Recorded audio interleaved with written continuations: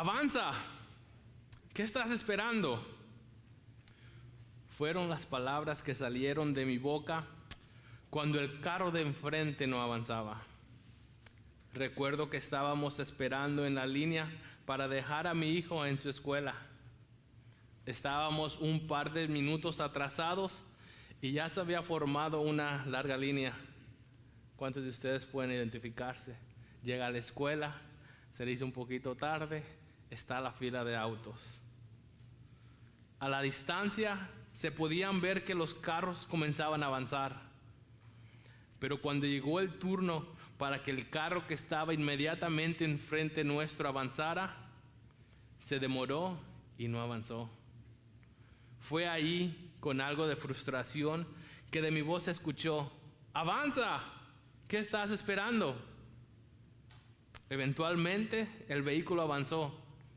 Llegamos al sitio indicado para que los estudiantes desembarquen, para que los estudiantes dejen el vehículo, y eso fue lo que mi hijo hizo. Él salió, bajó del carro, nos despedimos y entró a su escuela.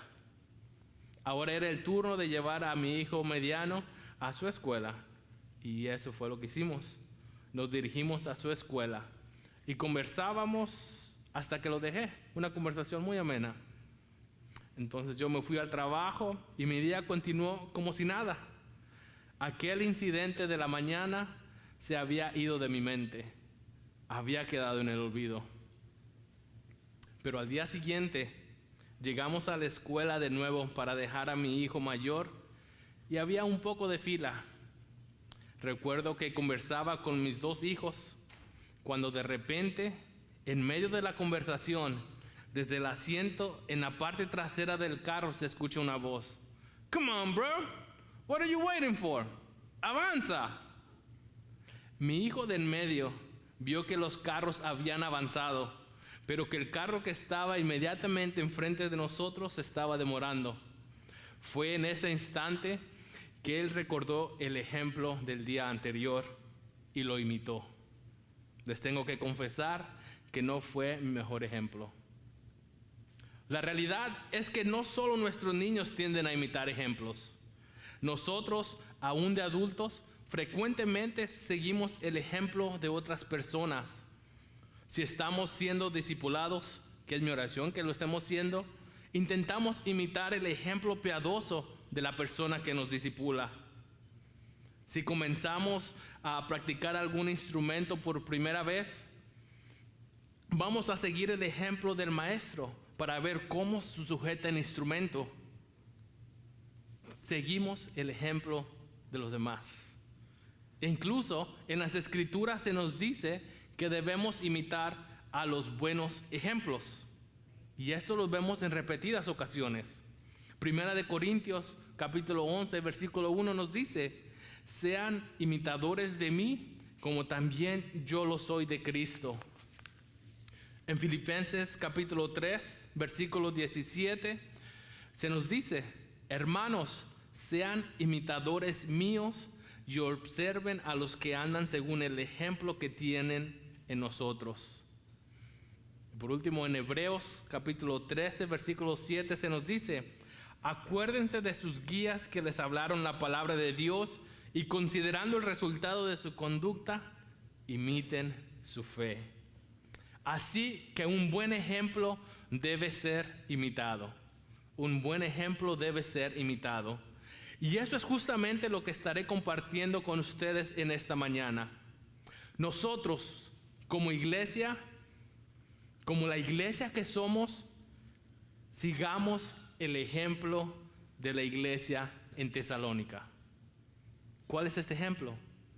Un ejemplo de fe, un ejemplo de amor y un ejemplo de esperanza en Cristo. Ese es el argumento principal que estaré desarrollando en los siguientes minutos. Como iglesia que somos, sigamos el ejemplo de la iglesia en Tesalónica. Un ejemplo de fe, un ejemplo de amor y un ejemplo de esperanza en Cristo. Al estudiar la carta de Primera de Tesalonicenses, vemos que Pablo trata varios temas doctrinales. Algunos de los temas que se tratan en la carta incluyen la escatología, es lo que pasará al final de los tiempos, la importancia de la palabra de Dios y también el fortalecer la fe de los nuevos convertidos.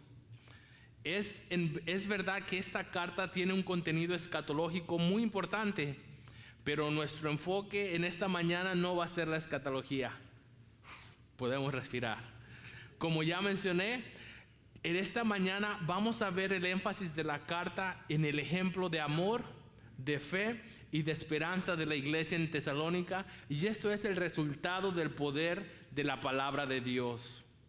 Así que antes de comenzar, vamos a ver un poco el contexto. ¿Qué estaba pasando? ¿Quién escribió? ¿A quién escribió? ¿Y por qué le escribió? Pablo comienza la carta identificándose a sí mismo, a Silvano y a Timoteo como los autores de este escrito. También en el versículo 1 se nos dice a quién está dirigido: a la iglesia de los tesalonicenses.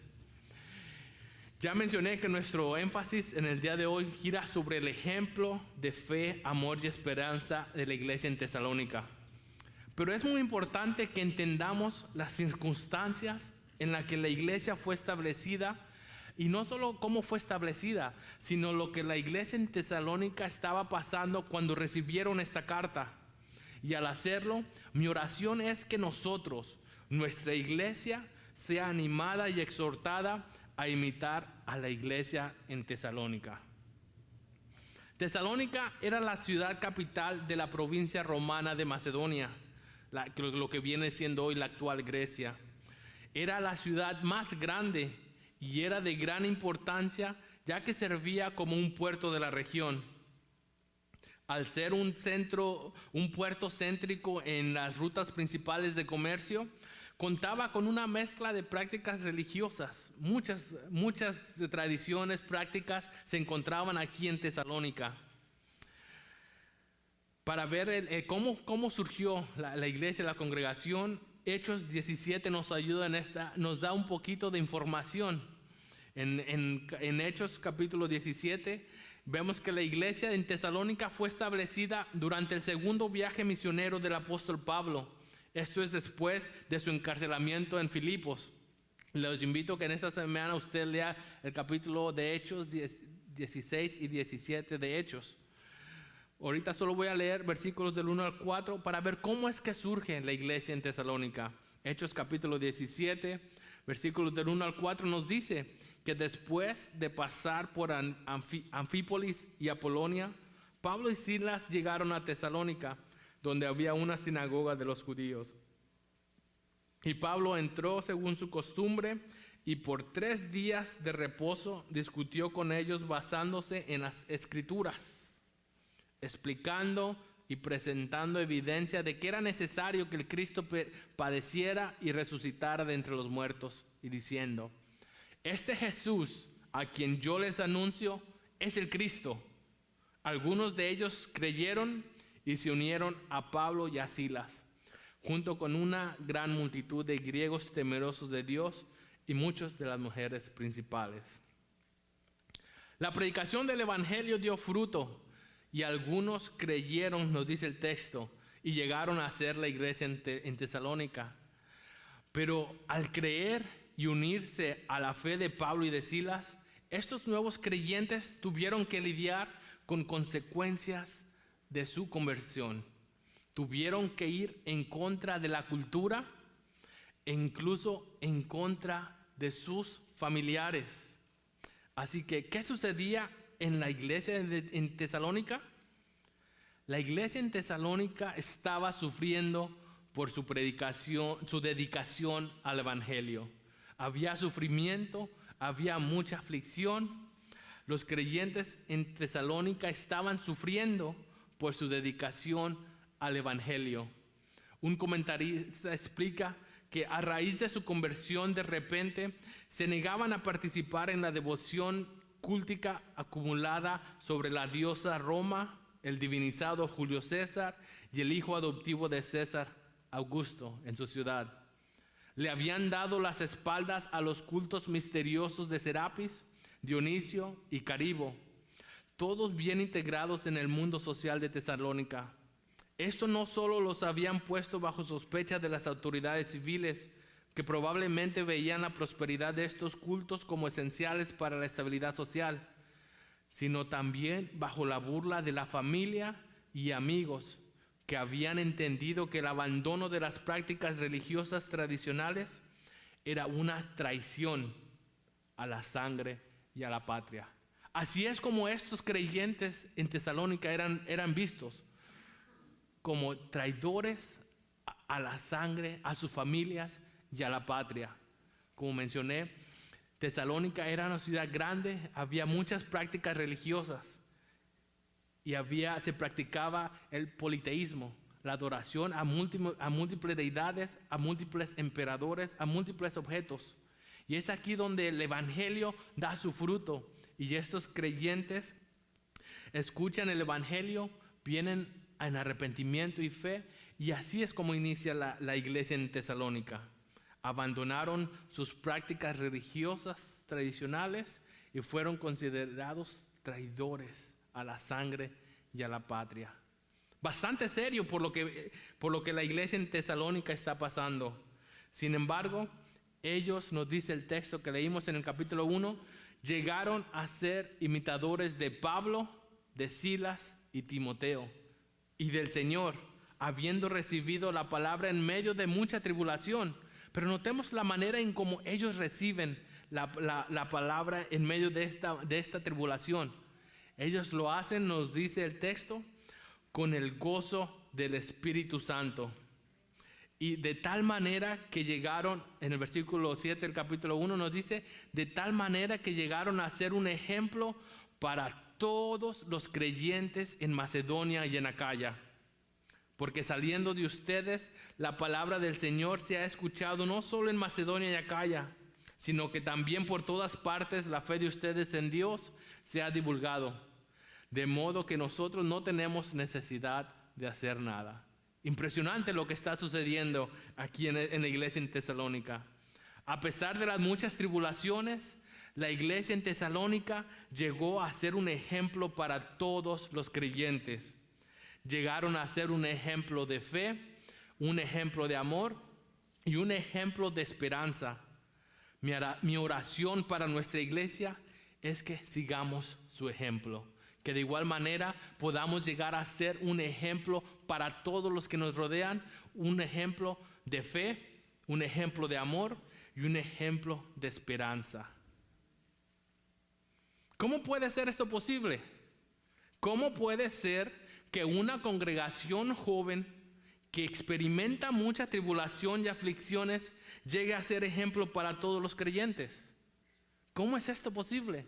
Leímos en Hechos que Pablo predicó en la sinagoga ¿por cuánto? Por 3 días de reposo, por 3 semanas. De ahí se levanta una persecución, él va y él escapa. No fue mucho el tiempo que él estuvo con ellos. Vemos que Tesalónica, la iglesia en Tesalónica es una congregación joven. ¿Cómo puede ser esto posible? ¿Cómo puede ser que una congregación joven que experimenta mucha tribulación y aflicciones llegue a ser ejemplo para todos los creyentes? La respuesta es que lo que pasa en Tesalónica es el resultado del poder de la palabra de Dios. Es el resultado del poder del evangelio. El ejemplo de amor, el ejemplo de fe, el ejemplo de esperanza está arraigado en el poder de la palabra de Dios, en el poder del evangelio. En Primera de Tesalonicenses podemos ver que la palabra o el mensaje del evangelio son claves para entender la carta. La palabra o el mensaje del evangelio, en los primeros 2 capítulos se mencionan nada más y nada menos que 9 veces. Mencionábamos en nuestra clase de esta mañana que una herramienta para interactuar con la escritura es la repetición. Cuando algo se repite, hay un énfasis por ahí que tenemos que descubrir. Y en estos 2 primeros capítulos de la carta, vemos que la palabra o el mensaje del evangelio se repite 9 veces. Y aquí en estos 2, capítulo 1 y capítulo 2, vemos que muestran el ministerio del apóstol Pablo en Tesalónica. Y en medio de su explicación de su ministerio, Pablo comparte su motivación y los métodos para la predicación. Y aparece en referencia a la importancia esencial de la palabra de Dios. Leemos en Primera de Tesalonicenses capítulo 2, versículos 13. Por esto también nosotros sin cesar damos gracias a Dios de que cuando recibieron la palabra de Dios que oyeron de nosotros, la aceptaron no como la palabra de hombres, sino como lo que realmente es, la palabra de Dios, la cual también hace su obra en ustedes los que creen. El énfasis de Pablo en esta sección es resaltar la palabra, la cual es de Dios. Fue lo que nos dice el capítulo 2, versículo 13. Vemos que Pablo elogia a los tesalonicenses por su recepción de la palabra. La aceptaron no como la palabra de hombre. Es decir, el importante no es Pablo. Lo importante no es el predicador, sino el mensaje que proclamaba. Hoy día, por la gracia de Dios, tengo el privilegio de estar compartiendo con ustedes este mensaje. La semana pasada fueron Pastor Víctor y Pastor Dave. Y parte de mi oración por ustedes cada vez que escuchan una predicación es que reciban la palabra no como palabra de hombres, sino como lo que realmente es, la palabra de Dios. Lo que importa es el mensaje que se proclama y no tanto el predicador. Y hermanas y hermanos, esto que acabo de decir lo digo con mucho cuidado, con mucha cautela, con mucho temor. Antes que nada, yo no estoy aquí para compartir mis opiniones, ni para buscar entretenerlos. Mi asignación esta mañana es compartir nada más y nada menos que la palabra de Dios, la infalible e inerrante palabra de Dios. Es mi responsabilidad asegurarme, bajo la guianza del Espíritu Santo, que lo que comparta con usted sea fiel al texto que estamos considerando. Por otro lado, usted tiene una responsabilidad. Usted tiene la responsabilidad de asegurarse que de hecho lo que le comparto sea de hecho fiel al texto. Esto solo va a ser posible a medida que usted y que yo conozcamos la palabra de Dios. Tanto yo como expositor, como usted como receptor, debemos conocer la palabra. Hermanos, conozcamos la palabra de Dios. Puntos de aplicación. ¿Cómo podemos conocer más la palabra de Dios? ¿Cómo podemos conocer más la palabra de Dios? Los invito a que escriba estos y los ponga en práctica. ¿Cómo conocemos la palabra de Dios? Lea la palabra de Dios. Lea la palabra de Dios. Pero no solo la lea, medite en la palabra de Dios. Medite en la palabra de Dios. Pero no solo la lea y la medite, memorice la palabra de Dios. Por otro lado, como iglesia, como un cuerpo que somos, estamos llamados a vivir en comunidad. Por lo tanto, lea la palabra con otro hermano, con otra hermana. Comparta lo que usted ha leído, las observaciones que usted ha hecho, compártala con los hermanos. Pregunte lo que no haya entendido. Pregunte. Hermanos y hermanas, los exhorto y los invito a que juntos aumentemos nuestro conocimiento de la palabra de Dios. Pero no solo eso, sino que pongamos en práctica nuestro conocimiento de la palabra para así llegar a ser una iglesia que es ejemplo para todos los creyentes en nuestra comunidad, aquí en Rock Hill y en toda Carolina del Sur. Unos comentaristas explican que estos versículos en el capítulo 2, donde se enfatiza la palabra, nos recuerdan la naturaleza activa y poderosa de la palabra de Dios. La palabra de Dios, el mensaje del Evangelio. Y ellos dicen que en Primera de Tesalonicenses encontramos especialmente una energética teología de la palabra de Dios. La palabra de Dios es el fundamento, es la base de nuestra fe. Hermanos y hermanas, así que lo que pasa en Tesalónica es el resultado de la palabra. La manera en que fue recibida impactó enormemente la iglesia en Tesalónica. ¿Por qué? Porque la palabra de Dios es vital para la iglesia.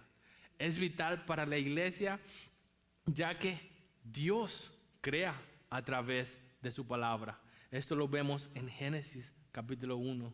Pero Dios no solo crea a través de su palabra, sino que Dios mismo se revela a través de su palabra. Hebreos 1, versículos 1 y 2. Pero no solo crea y se revela a través de su palabra, sino que Dios nos salva a través de su palabra. Romanos, 1 Corintios, ahí vemos la salvación por medio de la palabra. Y hermanos, y no solamente Dios nos salva, sino que Dios nos guía a través de su palabra. Es lo que vemos en el Salmo 119. Dios nos guía y Dios nos sostiene a través de su palabra. Hermanos, su palabra es poder. Entonces, lo que estaba pasando con la iglesia, con los creyentes en Tesalónica, es el resultado de recibir la palabra poderosa de Dios, de haber escuchado el evangelio. Así que la carta de los tesalonicenses, más que una idea abstracta, el evangelio cambió la vida de los tesalonicenses. Hay un antes y un después. Amados, esto debe ser real hoy día para la predicación del evangelio. La estimulación a la santidad, no solo a tener el conocimiento, a tener la doctrina adecuada, sino la santidad, que haya llevar ese conocimiento a la práctica, que nos aumente en santidad. Esa es la meta. Y eso es justo lo que estaba pasando en Tesalónica. Es por eso que Pablo les dice que ellos llegaron a ser ejemplo de todos los creyentes. Una iglesia joven que recibió el evangelio en medio de mucha adversidad, en muchas aflicciones, llegó a ser ejemplo para todos los creyentes. Bob Oley dice, el evangelio es una persona a quien se le da la bienvenida. La verdad que debe ser creída sobre esa persona y una vida que debe ser vivida imitando a esa persona. Los tres aspectos son fundamentales. ¿Y cuál es la respuesta adecuada a la predicación del evangelio? El justo por la fe vivirá. ¿Cuál es la respuesta adecuada a la predicación del evangelio? La fe es la respuesta natural y apropiada al evangelio. Y la iglesia en Tesalónica es un ejemplo de fe. La iglesia en Tesalónica es un ejemplo de fe. La iglesia en Tesalónica es una iglesia que se caracteriza por una fe genuina. Esto no significa que los tesalonicenses comprendieron toda la doctrina cristiana, entendieron todo aspecto y eran eruditos. No, recuerden, ellos eran unos creyentes jóvenes que estaban en medio de aflicción.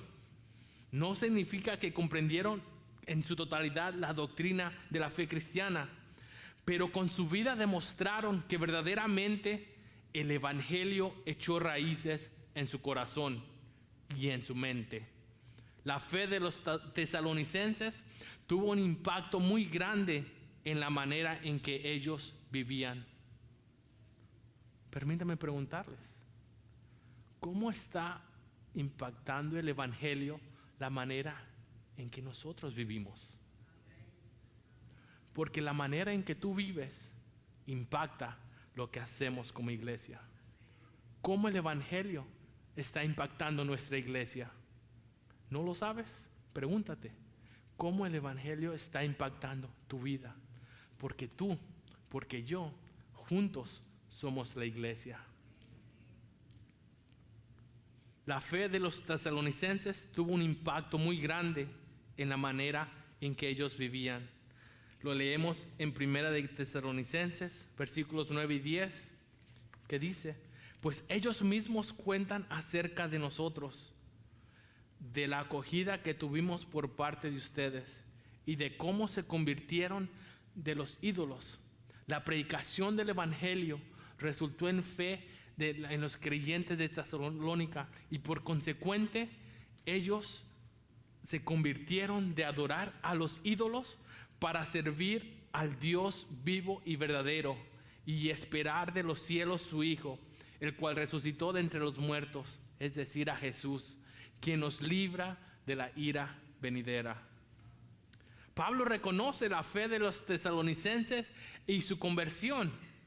Los tesalonicenses se habían arrepentido de la idolatría pagana y habían puesto su fe en Jesús.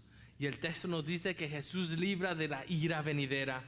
Los tesalonicenses entendieron que la manera en que vivían antes de escuchar el evangelio era una vida de pecado. La idolatría en la que estaban sumergidos era pecado.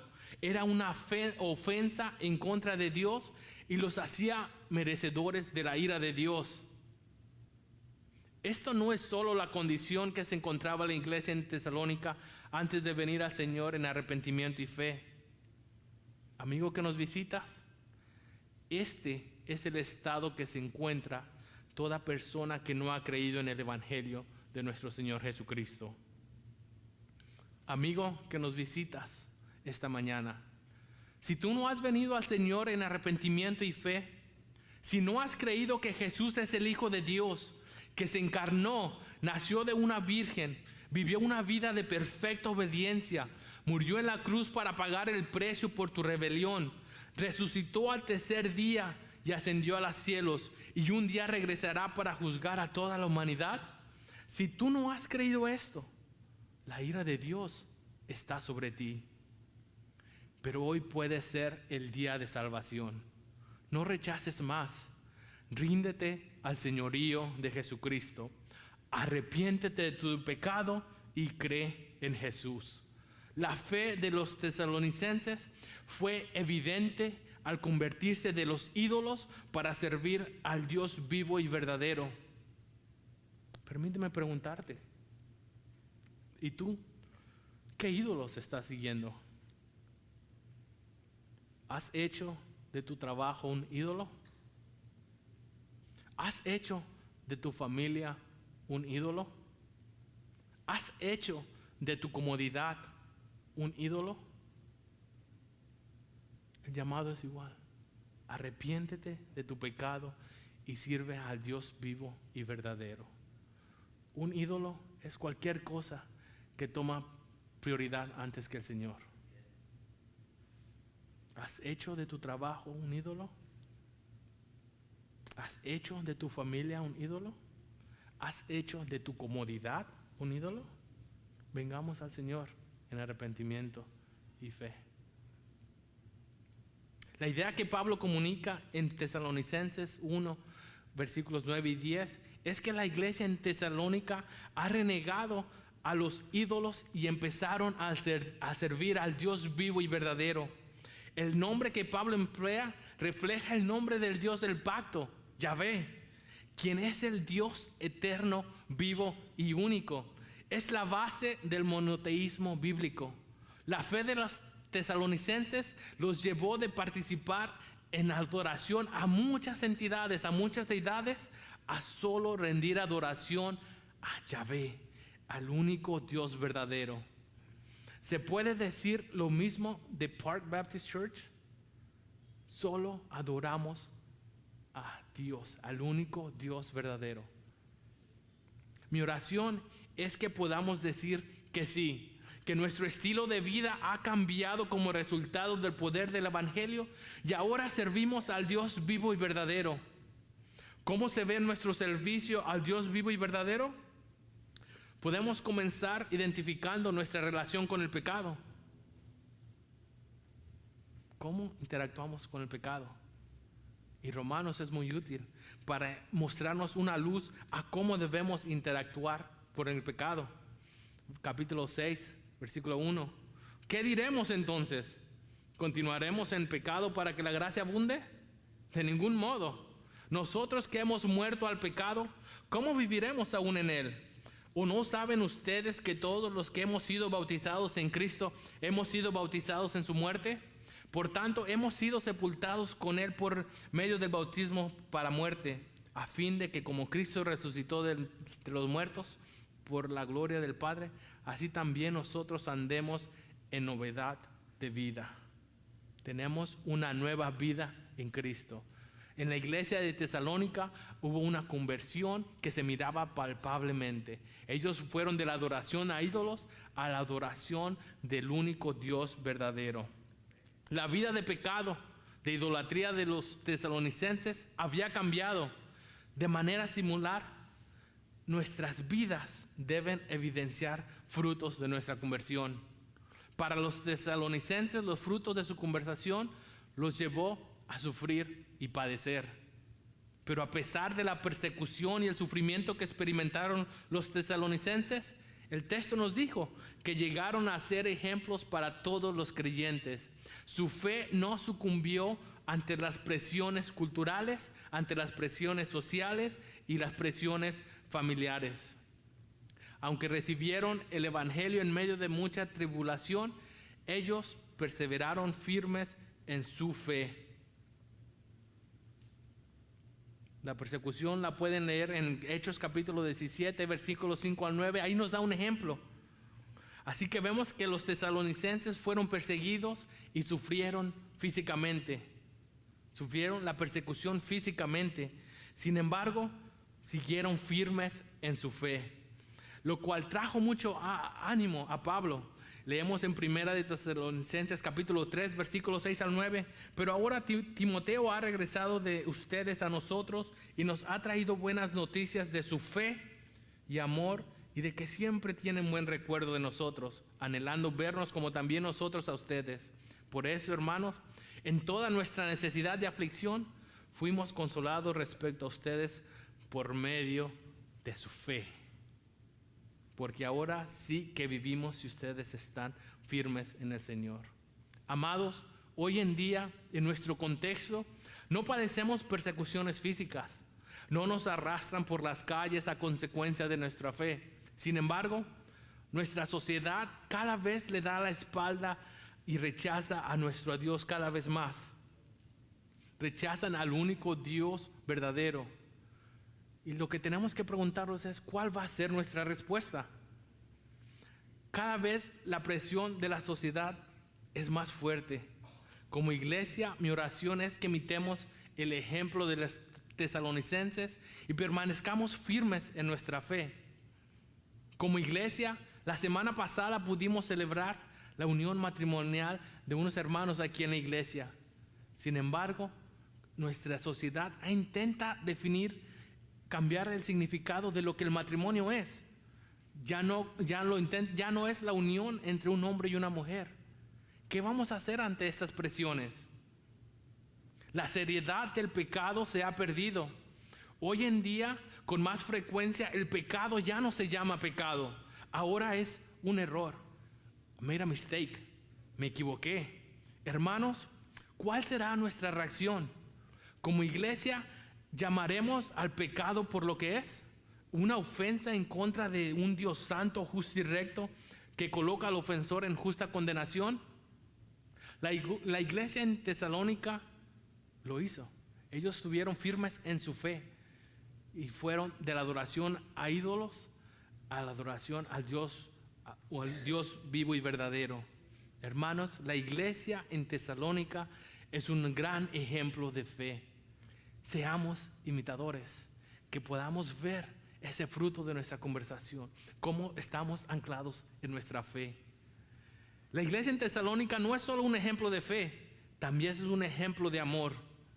Vemos el elogio de Pablo a los tesalonicenses por el amor que se han mostrado unos a otros. Esto lo vemos en el capítulo 4, en los versículos de 9 al 10, en el cual leemos: pero en cuanto al amor fraternal, no tienen necesidad de que nadie les escriba, porque ustedes mismos han sido enseñados por Dios a amarse unos a otros, porque en verdad lo practican con todos los hermanos que están en toda Macedonia. Pero los instamos, hermanos, a que abunden en ello más y más. La manera en que Pablo comunica este elogio tiene un aspecto digno de resaltar. Notemos que el deseo de mostrar amor no es algo que Pablo podía enseñarle a los tesalonicenses, ya que el texto nos dice que ellos habían sido enseñados por Dios mismo a amarse unos a otros. Pablo no puede enseñarles. ¿Por qué? porque es un cumplimiento de la profecía en Jeremías 31, versículos 31 al 34. Los tesalonicenses ahora son el pueblo de Dios restaurado, en cuyos corazones Dios mismo ha escrito su ley. Dios mismo ha escrito su amor. Jeremías 31 nos dice que porque este es el pacto que haré con la casa de Israel después de aquellos días, declara el Señor. Pondré mi ley dentro de ellos y sobre sus corazones la escribiré. Entonces yo seré su Dios y ellos serán mi pueblo. No tendrán que enseñar más cada uno a su prójimo y cada cual a su hermano, diciéndole: conoce al Señor, porque todos me conocerán, desde el más pequeño de ellos hasta el más grande, declara el Señor. Pues perdonaré su maldad y no recordaré más su pecado. Veamos aquí el cumplimiento profético. Pablo les escribe: en cuanto al amor fraternal, yo, Pablo, no tiene necesidad de que les escriba, porque ustedes mismos ya han sido enseñados a amarse unos a otros. Dios había comenzado la obra transformadora en los tesalonicenses. Ahora ellos solo necesitaban el estímulo del Pablo para que su amor sea más y más, tal como lo acabamos de leer. Pablo reconoce el buen trabajo que los tesalonicenses estaban realizando, amándose unos a otros, y los anima a que continúen haciéndolo. Amados, el amor es la firma de Dios. Recordemos que los tesalonicenses se encuentran sufriendo, están enfrentando persecución y aflicciones. Es una congregación joven, y en medio de esas circunstancias, Pablo les anima a continuar amándose, realizando actos de bondad fraternal para aliviar a los hermanos necesitados. Hermanos, ¿es eso nuestra actitud? Nuestro amor es manifestado estando pendientes a la necesidad que existe en la congregación. Cuando nuestros hermanos están en cama, enfermos, nuestro amor es manifestado estando presentes, llevándoles alimento, manejándolos al doctor, recogiendo sus medicinas. ¿Se manifiesta su amor? ¿Lo estamos manifestando de esta manera? Por medio de la fe, los tesalonicenses ahora son parte de la familia de Dios. Puesto que son parte de la misma familia, tienen el mismo Padre y por lo tanto deben amarse unos a otros. Hermanos y hermanas, nosotros también por la fe somos parte de la familia de Dios. Dios es nuestro Padre celestial y por lo tanto debemos amar los unos a los otros, a pesar de nuestras diferencias, a pesar de nuestras nacionalidades, a pesar de nuestras costumbres. Hay algo que toma primacía, es que somos parte de una nueva familia. Somos hijos del Dios vivo y verdadero. Leímos en el texto que Dios fue quien enseñó a los tesalonicenses a amarse. De manera similar, es Dios quien nos enseña a amarnos los unos a los otros. Dios nos ha dado muestra del amor al dar su Hijo para que muera en la cruz por nosotros. Dios Padre mostró su amor. Nosotros amamos porque Él nos amó primero. Dios el Hijo nos enseñó a amarnos unos a otros cuando dijo: un mandamiento nuevo os doy, que os améis los unos a los otros. Y el Espíritu Santo nos enseñó a amarnos unos a otros cuando derramó el amor de Dios en nuestros corazones como resultado de la justificación, tal y como leemos en Romanos 5:5. La esperanza no desilusiona, porque el amor de Dios ha sido derramado en nuestros corazones por medio del Espíritu Santo que nos fue dado. Aunque la iglesia en Tesalónica fueron enseñados por Dios, Pablo les instruye que abunden en ello más y más. ¿Cómo puede ser esto posible? ¿Cómo hace Dios abundar nuestro amor más y más? Sometiéndonos a circunstancias que nos obligan a poner en práctica el amor cristiano. El amor cristiano es, un comentarista dice, es el sistema circulatorio de la iglesia, la cual es el cuerpo de Cristo. Pero si nuestros músculos espirituales no se usan, la circulación se obstaculiza. Las dificultades que tenemos unos con otros son oportunidades para que crezcamos en amor. Las dificultades que tenemos unos con otros son oportunidades para que crezcamos en amor. Esto explica por qué algunos creyentes que habiendo tenido problemas graves con otros hermanos, después de resolverlos, terminan amándose profundamente para el asombro del mundo.